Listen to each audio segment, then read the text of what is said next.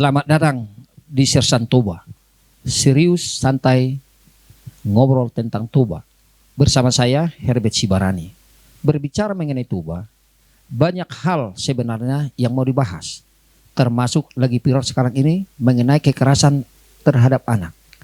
Kabupaten Toba masuk dalam radar zona merah pelecehan seksual terhadap anak. Padahal Kabupaten Toba digadang-gadang menjadi wilayah destinasi pariwisata super prioritas.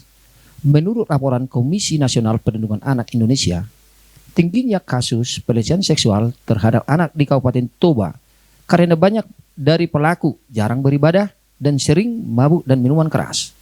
Untuk membahas lebih dalam, bersama ini telah bergabung dengan saya, Bapak Insinyur Parlin Sianipar, perwakilan dari tokoh masyarakat Kabupaten Toba, Bapak Panatan Hutajulu sebagai pengacara, Bapak AKBP Taufik Hidayat Tayeb, Kapolres Kabupaten Toba, Bapak Riamor Bangun sebagai Kepala Seksi Perdata dan Tata Usaha Negara Kabupaten Toba.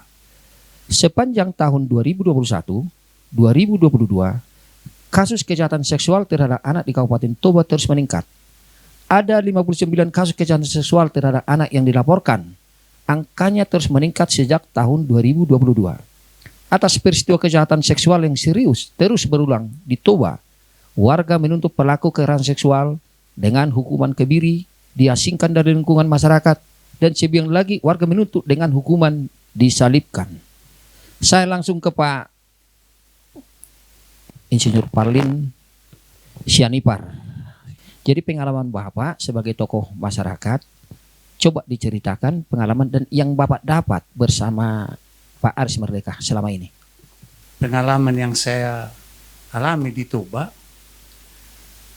setelah 5 tahun saya evaluasi, kenapa ini terjadi di tanah tumpah darah saya yang baru saya di sini 5 tahun yang lalu mulai bermukim. Ternyata saya lihat ada kendala kemiskinan, keimanan, dan ada memang masalah mengenai minuman yang namanya di sini minuman tradisional sebenarnya itu namanya tuak. Sebenarnya menurut saya tuak itu bukan merupakan suatu masalah dan itu minuman tradisional. Tapi karena orang meminumnya tidak berukuran sehingga sampai mabuk, akhirnya terjadilah itu tadi kondisi-kondisi khususnya mengenai pelecehan seksual baik terhadap anaknya, pahupunya, dan lain-lain. Dan kedua juga saya lihat bahwa yang melakukan ini menurut pengalaman saya itu adalah orang-orang yang jarang dia artinya ke gereja kalau dia Kristen. Kalau teman dari Muslim jarang dia Jumatan dan lain sebagainya. Yang ketiga juga memang perlu diajak juga kalangan agama untuk ikut memperhatikan kondisi yang seperti yang saudara sudah bilang tadi, bahwa Toba itu sudah zona merah. Dan yang saya ingat, yang saya sudah kerjakan di sini, mendampingi mereka kurang lebih 77 kasus mulai saya di sini 4 tahun yang lalu. Dan saya kadang-kadang berpikir, apakah memang segitu yang kejadian? Saya nggak yakin, karena itu yang saya tahu. Tapi yang saya tidak tahu, yang tidak muncul di permukaan, saya pikir lebih banyak. Itulah kira-kira saya lihat dari segi ekonomi, seperti saya tekankan lagi. Ekonomi, kebudayaannya juga. Orang Batak itu kan lebih takut dia malu daripada berbuat jahat. Jadi kadang-kadang malah dilindungi oleh mamanya supaya jangan ketahuan sama orang, malu kita katanya. Itulah mungkin pertama. Berarti karena dengan rasa malu tidak diungkapkan kejadian yang sebenarnya, kira-kira begitu Pak ya? Jadi kalau orang Batak itu dia lebih takut ke perasaan malu daripada kebenaran. Jadi kadang-kadang suaminya kalau sudah dilakukannya kepada anaknya begitu, langsung minta ampun dia sama istrinya. Ampunlah, aku tidak lakukan gitu lagi. Nah, penyelesaian mereka buat bukan mengadukan ini kepada aparat penegak hukum, tapi mereka mengirim anaknya itu mungkin tempat ke rumah opungnya di kampung atau di Jakarta atau saudaranya, sehingga memang mau ditangani oleh aparat misalkan polisi orang yang nggak ada, jadi memang lama dan kadang-kadang memang nggak bisa diselesaikan karena yang bersangkutan tidak bisa divisum, tidak ini. Itulah kelemahannya yang saya tahu. Tentang hukuman kebiri, disalibkan, dan sanksi sosial. Atau tadi dikubur itu tidak ada yang menemani. Kira-kira gimana pendapat Bapak? Saya rasa usulan itu bisa-bisa saja. Cuma memang kita mesti hati-hati di sini. Karena sebenarnya kalau dari sanksi pidana sudah ada peraturan daripada pemerintah yang jelas. Malah dimungkinkan yang melakukan itu di hukuman mati. Tapi memang daerah kita selaku daerah adat sebenarnya juga menambah beban kepada yang melakukan itu, misalkan diberikan sanksi sosial. Misalkan contohnya diusir dari kampung itu. Tapi hati-hati kita, harusnya diadakan perdes, peraturan desa yang nanti dipimpin oleh kepala desa membicarakan itu kepada seluruh masyarakat di situ. Kalau terjadi begini, apa yang kita lakukan saksinya? Bisa salah satu tadi diusir dia keluarganya dari kampung itu. Tapi ingat ya, sekali lagi saya ingatkan, harus persetujuan yang nanti diwujudkan menjadi peraturan desa sehingga bisa dilaksanakan. Jadi itu sebenarnya. Kedua juga sebenarnya kita kan punya adat. Kalau meninggal misalkan saya sudah sahur batua ini. Kalau saya melakukan ke cucu saya atau ke anak saya, bila perlu saya nggak usah dikasih adat. Meninggal saya udah kubur aja langsung di situ oleh keluarganya. Jangan tidak dicampuri. Itulah contoh-contoh. Belum tentu itu yang kita lakukan. Itulah nanti sebenarnya dengan saran dari kepala daerah sekarang, Pak Bupati dan aparatnya, memang akan mengajak diskusi kepada kepala-kepala desa kalau terjadi hal yang demikian. Apa sanksi sosial yang itu? Kalau sanksi tadi, saya ulangi, kalau sanksi pidana itu bukan urusan kita lagi. Itu bapak-bapak dari kepolisian, kejaksaan, dan hakim itu akan melaksanakan bagaimana yang terjadi. Dimungkinkan tidak adanya perdes atau peraturan lain yang di luar undang-undang itu tadi. Semenjak Bapak bertugas di sini, udah berapa kasus yang Bapak tangani tentang pelecehan seks terhadap anak? Akhir-akhir ini selama saya setahun bertugas di Toba ini memang berbicara dengan jumlah atau kuantitatif angka. 1-2 LP udah banyak itu sebenarnya. Kalau korbannya adalah anak-anak. Kalau kita lihat dari korbannya anak-anak, kita harus bisa secara detail memapping, menggambarkan ini sebab akibatnya kenapa, presentase pelakunya siapa, motifnya apa, kejadiannya bagaimana. Kalau kita sudah bisa menggambarkan itu semua, permasalahan dari akarnya itu apa, seperti yang saya sampaikan kepada Bapak Haris Merdeka, mungkin Amang juga ikut kemarin Amang. Kita datang dari Pak Haris memberikan apresiasi kepada Polres Toba terhadap pengungkapan kasus. Saya terima kasih diberikan apresiasi, tetapi bagaimana cara kita untuk mencegah ke depannya. Tadi dikatakan berapa jumlah angkanya. Masalah angka saya sampaikan, 1-2 laporan polisi yang mengakibatkan anak kecil menjadi korban cabul itu udah banyak, Pak. Ya. Dan yang harus kita perhatikan bahwasanya siapa pelakunya ini. Ini pelakunya ini bukan orang jauh nih ya, Bang. Semuanya ini pelakunya orang dekat. Kita bisa lihat di laporan polisi yang ada di Polres Toba selama tahun 2023 ini. Yang pertama mungkin tulangnya, opungnya, dan yang paling miris adalah bapak kandungnya sendiri. Nah ini harus kita pahami bahwasanya di Toba ini sedikit agak menjadi atensi kita semua karena pelaku dari cabul ataupun kekerasan terhadap anak ini adalah orang terdekat, bukan orang jauh. Gitu. Nah, kalau kita berbicara tentang bagaimana pencegahan, saya sudah sampaikan beberapa kali, ayo kita gugah semuanya. Dalam hal ini bukan hanya polisi saja, aparat penegak hukum yang harus mengungkap ataupun mencegah. Kita sudah bersosialisasi kemanapun juga. Namun mari kita jadikan isu yang sangat luar biasa ini menjadi PR kita semua. Ya, dari Pemda sendiri, dari tokoh masyarakat ataupun LSM dan juga pendeta, tokoh-tokoh adat, dan semuanya harus turun langsung. Ya, memang tadi disampaikan, saya juga sudah melihat bagaimana disampaikan oleh Amang tadi masalah iman dan juga banyaknya gereja-gereja yang sekarang sudah kosong mungkin Abang, hanya banyak ibu-ibunya. Ya, saya terima kasih kepada Pak Haris yang sudah sangat intens di Toba ini, dan juga Amang Parlin Sianibar yang selalu datang ke Polres Toba untuk sama-sama kita bertukar pikiran. Namun kita butuh actionnya ke depan ini bagaimana. Saya sampaikan ini bukan hanya tugas kita, tapi tugas Pemkab, tugas Polri dan juga stakeholder ataupun Forkopimda yang harus serius. Di Toba ini banyak anak-anak kecil, korbannya umur 9 tahun, korbannya umur 6 tahun, korban 13 tahun dan 16 tahun, banyak sebagainya. Pelakunya adalah tetangga, orang satu rumahnya. Ya. Bagaimana cara kita yang harus kita pelajari adalah seperti disampaikan oleh Pak Haris Merdeka kemarin, bagaimana formulasi pencegahannya ini. Ini yang harus kita dudukkan bersama.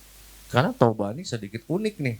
Uniknya kenapa? Kalau kita bisa mempresentasikan ataupun apa sebab akibatnya terjadinya yang namanya cabul, berawal mula betul dari tadi itu memang minum, kurang beribadah mungkin, ya kan? Kalau kita lihat mereka kalau sudah minum, memang minuman tua ini ataupun tusor nih udah menjadi kebiasaan. Tapi kalau sudah berlebihan, bukan hanya mengakibatkan cabul itu sendiri, laka lantas pun akibatnya semuanya dari itu semua. Kasus-kasus yang ada di Toba ini bermula dari minum tua, yang akhirnya ya tadi setelah kita besok paginya dia sadar, baru dia, saya kemarin sudah minum tua, nggak sadar. Ini yang harus kita perhatikan. Pemda harus mendorong kepada aparat yang paling bawah, ya, sampaikan bahwasanya bukan kita melarang, bukan, namun harus ada aturan yang mengatur mungkin. Ya, kita sebagai aparat penegak hukum bukan hanya sebagai penegak hukumnya, atau sebagai pelayan, pelindung dan pengayom. Kemudian bagaimana cara kita untuk mengayomi atau melindungi si korban ini, yang anak-anak ini. Bukan berarti kita mendatangi si korban dengan rame-rame menanyakan, itu akan menjadi trauma nanti buat anaknya. Makanya dalam proses peradilan anak ini kan berbeda sendiri nih. Mungkin dari saudara kita, teman kita jasa pun tahu ya Pak, bagaimana peradilannya. Jangan suka terlalu mengekspos besar-besar, didatangin korbannya, ditanya korbannya. Itu yang menjadikan trauma buat dia, karena jejak digital anak ini nggak akan pernah hilang. Seharusnya anak ini kita lindungi, kita bimbing, kita berikan pendampingan kepada si korban ini, supaya dia kuat ke depannya bagaimana. Supaya jangan sampai orang-orang lain, teman-temannya bisa menjadikan buah bullying, membuli dia sudah besarnya. Ini yang harus kita perhatikan. Bagaimana pencegahan tadi dibilang. Kita kepada anak-anak kita, tanamkan kepercayaan kepada anak-anak kita. Jangan selalu kita memberikan kebebasan kepada siapapun terhadap anak kita. Ajarkan sama anak-anak kita tentang bagaimana mencegah. Karena kalau di Toba pelakunya adalah, mohon maaf nih, pelakunya adalah tetangga ataupun saudara kita ataupun bapak kandung kita. Tanamkan percayaan pada anak kita supaya berani. Pelajari tentang bagaimana bagian-bagian tubuh kita yang intim ini, mohon maaf nih, jangan sampai mau disentuh sama siapapun. Ini pencegahan. Kemudian bagaimana anak-anak kita dicegah untuk mengurangi nonton konten-konten porno ini. Ini yang sudah teknologi yang maju semakin pesat ini harus dijadikan sebagai bahan untuk membuat anak-anak kita lebih pintar lagi, untuk memudahkan lagi untuk mengakses pelajaran-pelajaran, bukan mengakses situs-situs ataupun video-video yang tanda kutip ke pornografi tersebut. Nah, ini dia. Jadi saya rasa semuanya kita sepakat, mari kita ini menjadi tugas kita bersama. Bukan hanya kepolisian, kejaksaan ataupun dari satu elemen saja, tapi seluruh masyarakat dan stakeholder harus bahu-membahu untuk menjaga anak-anak kita supaya kedepannya menjadi orang hebat, karena saya yakin dan percaya kebanyakan orang hebat itu berasal dari Toba. Ya, di sini saya Kapolres Toba menyampaikan pada masyarakat, ayo jangan menutupi hal tersebut. Jangan jadikan masa depan anak kita menjadi hancur karena ketakutan ataupun masalah biaya. Pak Riamor dari Kejaksaan Kabupaten Toba. Pengalaman Bapak selama bertugas dulu kami tanyakan di mana-mana, dan apakah Bapak setuju bahwa Kabupaten Toba dijadikan zona merah terhadap kekerasan seks terhadap anak?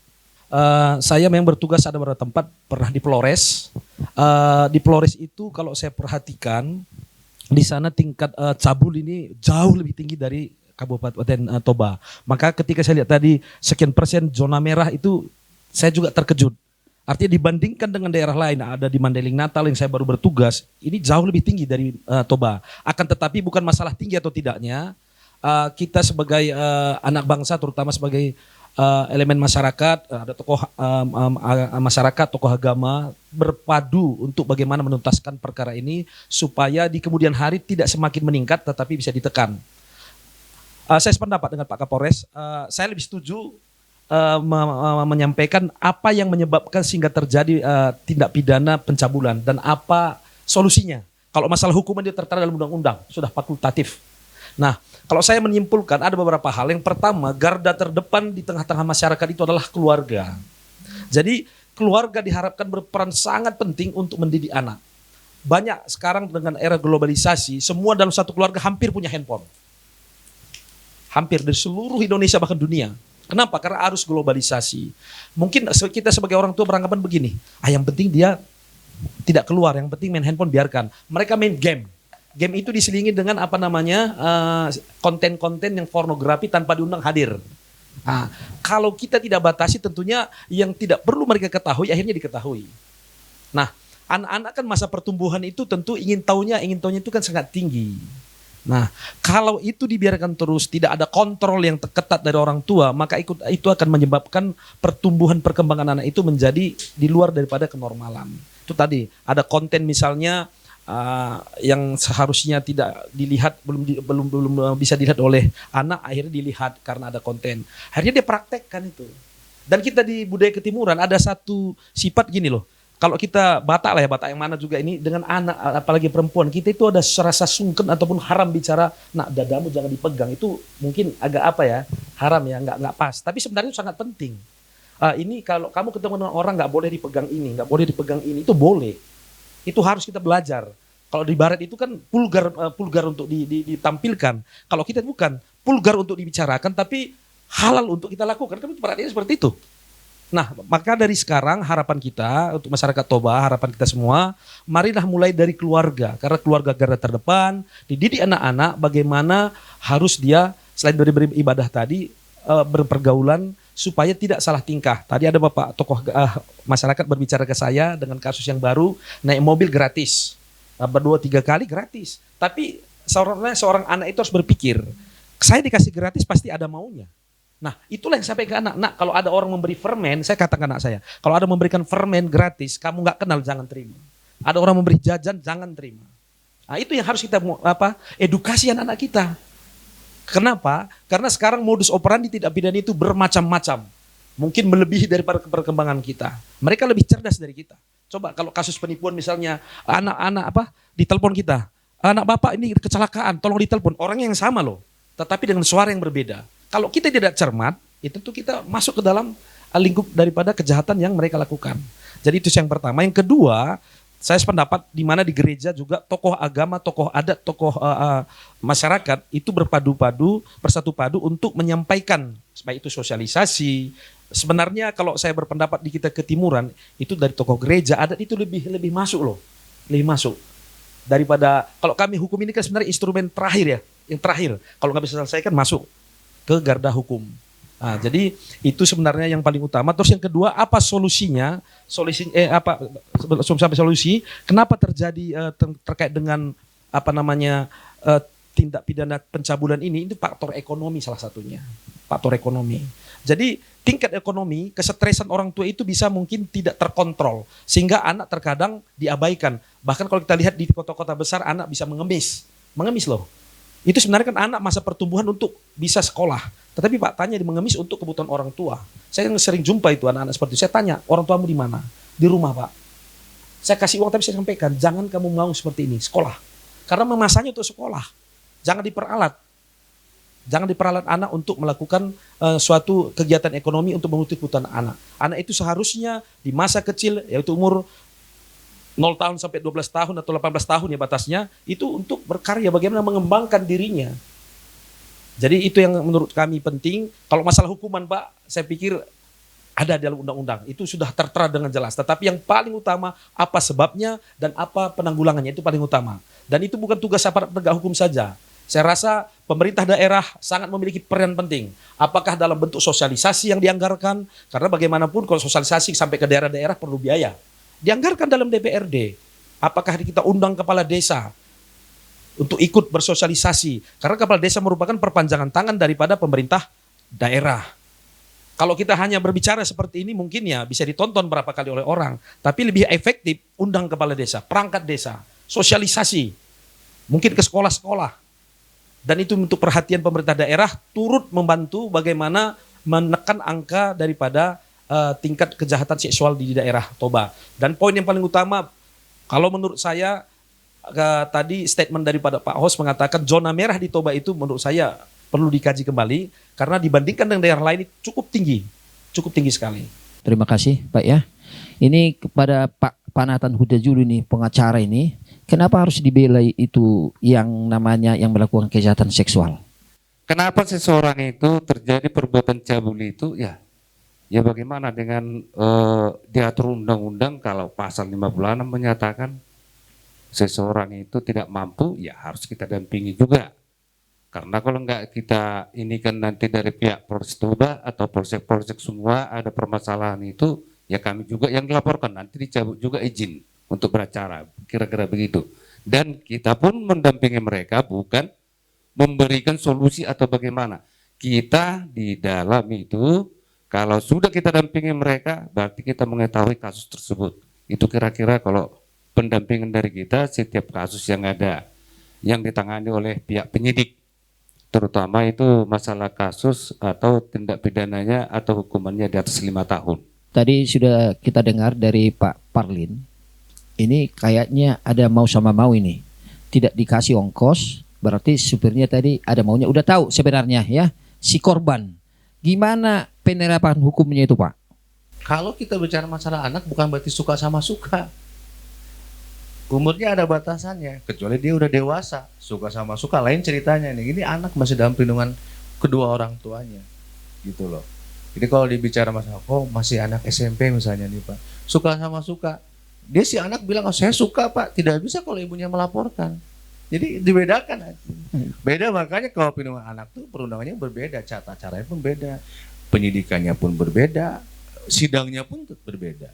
Ya, ini yang perlu kita pahami bersama. Misalnya anak SMP nih misalnya nih Pak, sudah bersetubuh sama temennya, suka sama suka, beda dengan orang dewasa karena dia ada perlindungan anak. Menurut saya, nah itu ada undang-undang. Mungkin dari Pak Kejaksaan bisa menambahin. Iya, ini banyak kasus sebenarnya ya yang menggoda si perempuan, tapi korban saya laporkan si laki-laki. Kayak mana tanggapan Bapak sebagai jaksa di sini?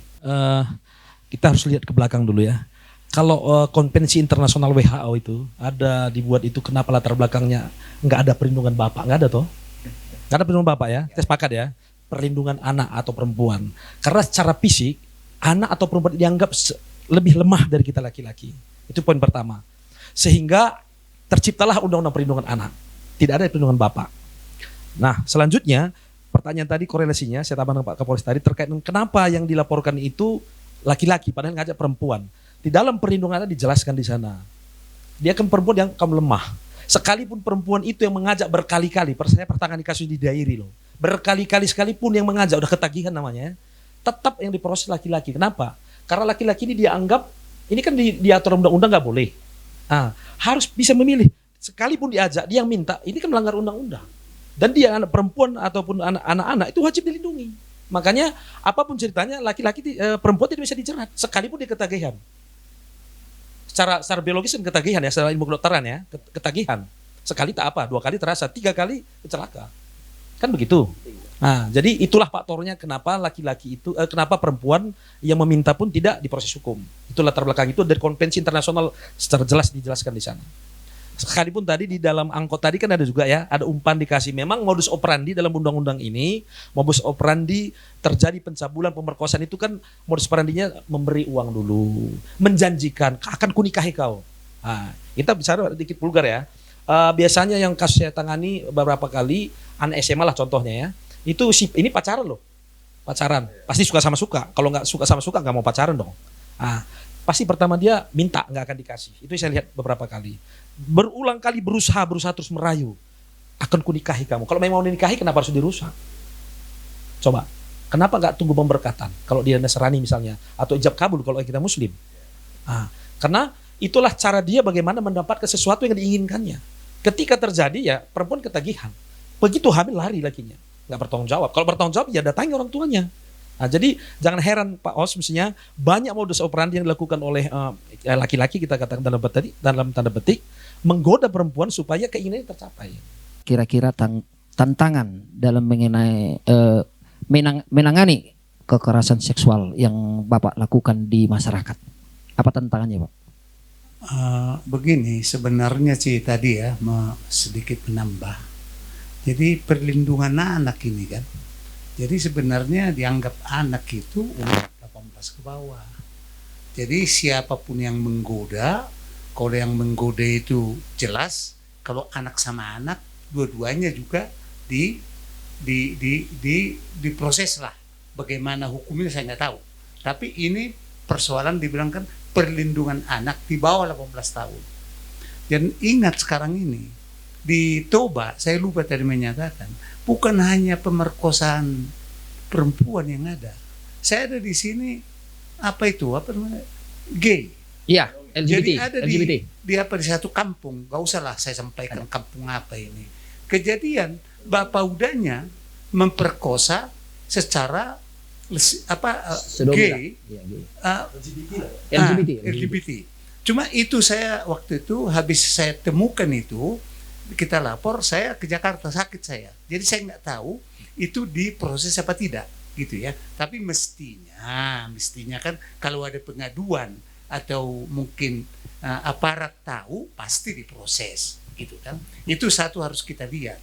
Kedua juga begini, terus terang aja deh, kenapa sih terjadi di Toba?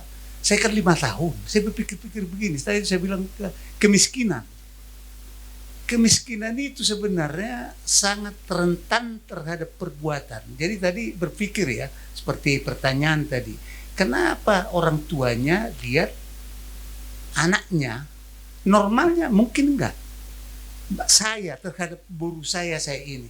Tapi karena memang ini orang tadi, kita bilang kan apa dasarnya? Udah miskin lah, capek dia tukang beca, udah capek dia di sana. Istrinya kadang-kadang ada kejadian gini Pak.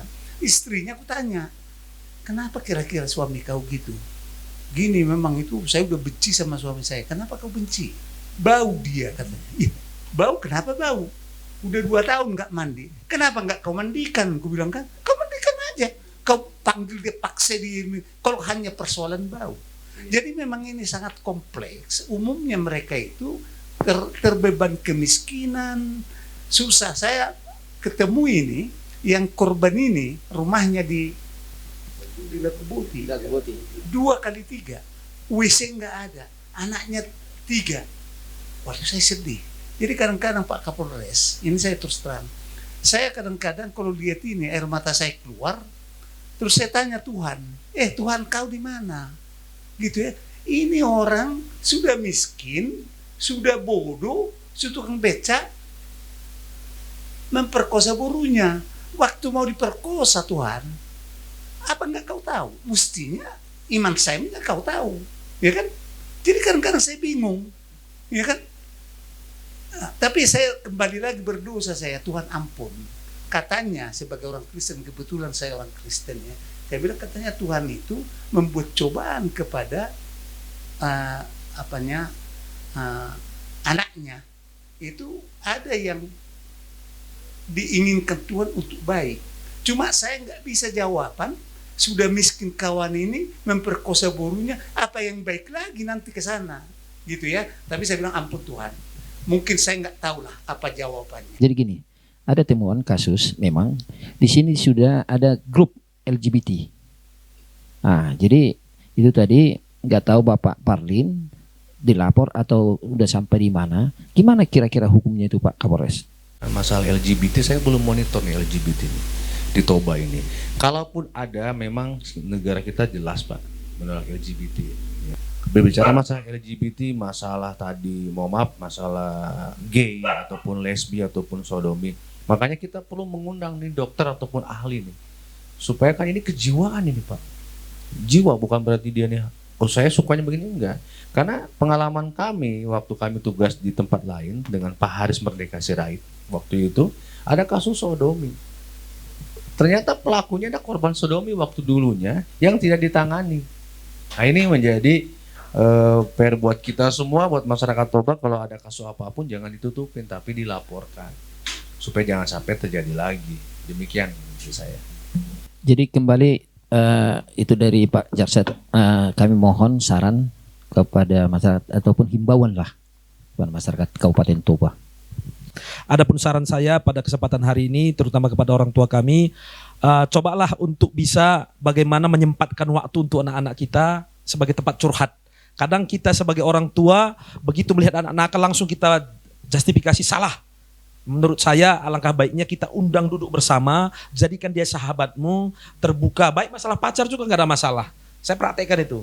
Jadi buka, duduk bersama, sebagai jadikan kita sahabat sehingga mereka tidak rasa takut untuk bercerita. Terkadang karena kita sedikit-sedikit marah, ada rasa takut anak, akhirnya dia mencari tempat curhat ke tempat orang yang tidak tepat. Itu yang salah. Terus yang kedua, sesibuk apapun kita, tentunya sempatkan waktu untuk mengontrol anak-anak. Sekalipun mereka sekarang punya handphone masing-masing, tetapi kontrol handphonenya. Kalau saya praktekkan, anak saya sedang tidur, saya buka itu handphone. Saya buka handphone walaupun masih SMP, saya buka handphone. Kalau ada kata-kata yang kurang pas dengan kawannya begitu, saya akan telepon langsung. Jangan coba-coba sekali lagi. Nah, jadi saya langsung action, seperti Pak Kapolres tadi, action langsung untuk mencegah anak-anak. Saya katakan pacaran boleh, tapi belum waktumu. Nanti kamu kuliah, saya kasih kebebasan untuk pacaran, untuk memilih masa depan kamu. Gitu. Jadi ini saya praktekkan. Jadi harapan saya juga ibu-ibu ada di Kabupaten Toba, cobalah untuk bisa mendekatkan diri dengan anak, jangan langsung justifikasi mereka masa bersalah sehingga kita ini jadikan sahabat oleh anak-anak kita. Terus yang kedua bagi anak-anak juga, adik-adik yang masih sekolah, harapan kami terkadang karena sering nonton film India, jadi kain-kain bajunya agak kurang, ada bapaknya begini juga kan. Nah, itu kan secara biologis mungkin tidak waras secara manusia, tetapi secara biologis kan mata ini terkadang kan silap.